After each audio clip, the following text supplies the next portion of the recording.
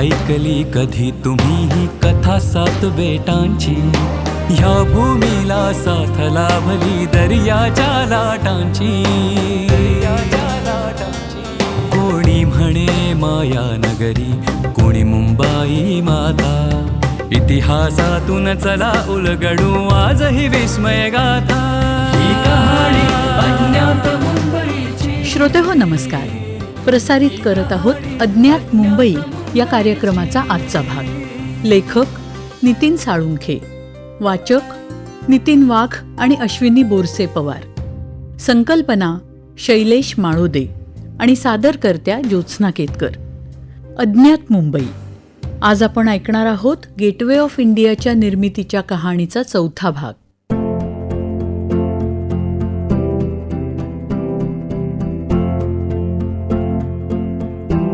Gateway of इंडियाचं design करण्यामागं काय विचार होता हे आपण मागच्या भागात ऐकलं. ही वास्तू महत्त्वाच्या व्यक्तींच्या स्वागतासाठी किंवा निरोप समारंभासाठी एकत्र येणाऱ्या पाहुण्यांना सामावून घेईल एवढी भव्य असेल असं आश्वासन सरकारनं लोकांना दिलं होतं.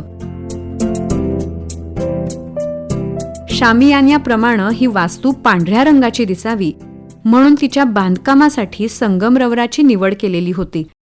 एवढं स्पष्टीकरण देऊन पुढं पेपरमध्ये प्रसिद्ध केलेल्या डिझाईनवर सगळ्याच लोकांच्या मतांचा आणि सूचनांचा विचार करणं शक्य नसलं तरी बहुसंख्य लोकांचं मत आवर्जून विचारात घेतलं जाईल असं आश्वासनही सरकारनं दिलं.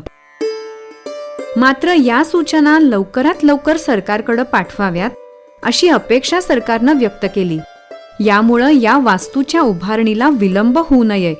सरकार अनिश्चित काळासाठी लोकांच्या सूचनांची प्रतीक्षा करू शकणार नाही असं बजावायलाही सरकार विसरलं नाही.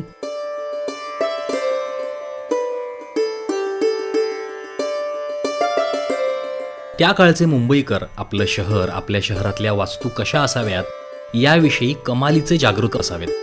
कारण सरकारनं गेटवे ऑफ इंडियाच्या स्वरूपाविषयी सूचना मागवताच अगदी दुसऱ्या दिवसापासून स्थानिक वर्तमानपत्रांमधून सूचनांचा आणि टीकेचा पाऊस पडायला सुरुवात झाली.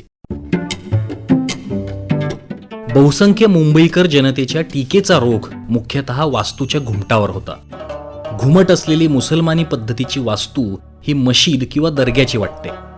आपण भारतात प्रवेश करत नसून एखाद्या मशिदीत किंवा दर्ग्यात प्रवेश करत आहोत असा गैरसमज समुद्र मार्गाने येताना दुरून ती वास्तू पाहणाऱ्या परदेशी पाहुण्यांचा होऊ शकतो असं बहुतांश मुंबईकरांनी म्हटलं होतं.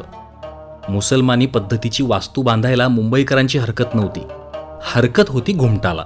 ही वास्तू गेटवे अर्थात प्रवेशद्वार असल्यानं तिचं डिझाईन फत्तेपूर सिक्रीचा बुलंद दरवाजा किंवा जौनपूरच्या अटाला मशिदीच्या दरवाजाच्या धर्तीवर करावं आणि त्यावर हिंदुस्थान का बुलंद दरवाजा असं लिहिलेली मोठी पाटी लावावी असं त्यांचं म्हणणं होतं. काही मुंबईकरांना गेटवे बांधण्यासाठी केलेली संगमरवराची निवड चुकीची वाटत होती.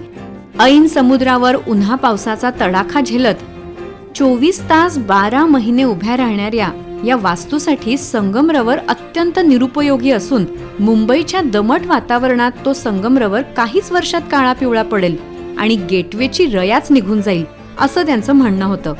तसंच मुंबईत संपूर्ण संगमरवरात बांधलेली एकही वास्तू नाही.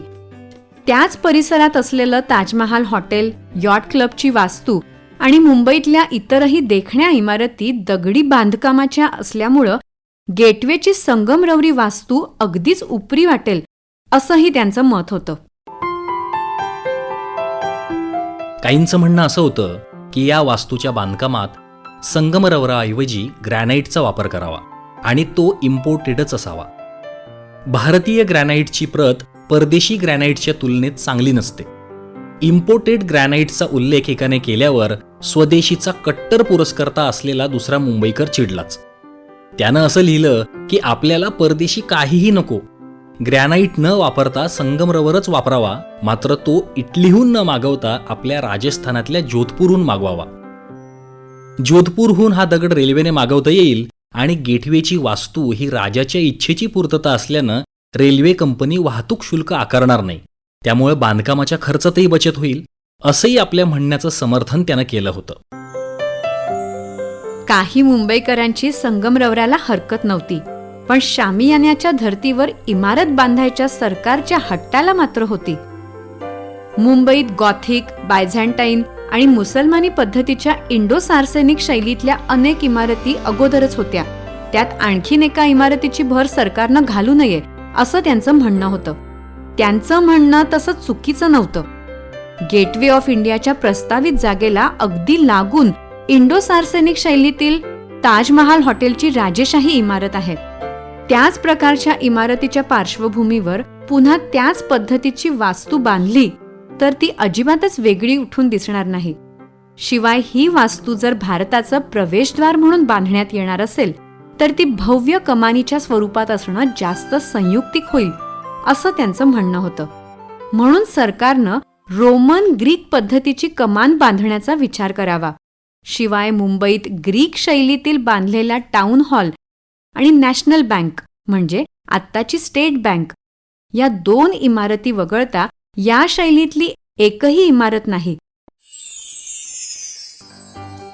अपोलो बंदरावर ग्रीक पद्धतीची कमान बांधून तिच्या माथ्यावर मध्यभागी 4 घोड्यांच्या रथात बसलेल्या अपोलो या ग्रीक देवाचं शिल्प बसवलं तर ते अधिक उचित होईल आणि अपोलो बंदर हे नावही सार्थक ठरेल.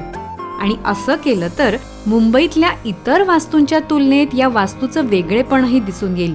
हे त्यांचं म्हणणं पटण्यासारखंच होतं. आणखी काही मुंबईकरांनीही या कमानीला पसंती दाखवली होती. त्यासाठी त्यांनी पॅरिसच्या आर्क दी ट्रायम्फ आणि लंडनच्या वेलिंग्टन आर्क किंवा कॉन्स्टिट्यूशन आर्कचं उदाहरणही दिलं होतं. पण कमानीवर अपोलोचा पुतळा न बसवता लंडनच्या कमानीप्रमाणे पंचम जॉर्जचा भव्य अश्वारूढ पुतळा बसवावा असं सुचवलं होतं. या कमानीची भव्यता, देखणेपण आणि वेगळेपण पाहणाऱ्यांच्या नजरेत भरण्यासाठी तिच्या सभोवती बगीचा असावा अशी पुस्तीही त्यांनी जोडली होती.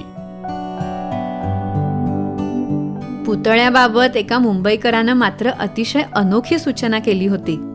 त्याचा आक्षेप प्रस्तावित गेटवे ऑफ इंडियाच्या शैलीविषयी बिलकुलच नव्हता. त्याचं म्हणणं होतं की इमारत किंवा कमान कोणत्याही पद्धतीची बांधावी, पण तिच्यासमोर इंग्लंडचा पूर्वीचा राजा दुसरा चार्ल्स आणि त्याची राणी कॅथरीन ऑफ ब्रेगेन्झा या दोघांचे भव्य पुतळे बसवावेत. या दोघांचा विवाह झाला नसता तर मुंबई ब्रिटिशांना मिळालीच नसती आणि ती मिळाली नसती तर भारत ब्रिटिश साम्राज्याचा मुकुटमणी होऊच शकला नसता. त्यामुळे मुंबई हा ब्रिटिश साम्राज्याचा भाग ज्या चार्ल्स कॅथरीनमुळे झाली त्या दोघांचे पुतळे भारताच्या प्रवेशद्वारावर उभारले तर ते अधिक योग्य ठरेल अशी सूचना करणारा हा एकमेव मुंबईकर होता. अर्थात या मुंबईकराची सूचना सरकारनं ऐकली नाही हे दिसून येतच.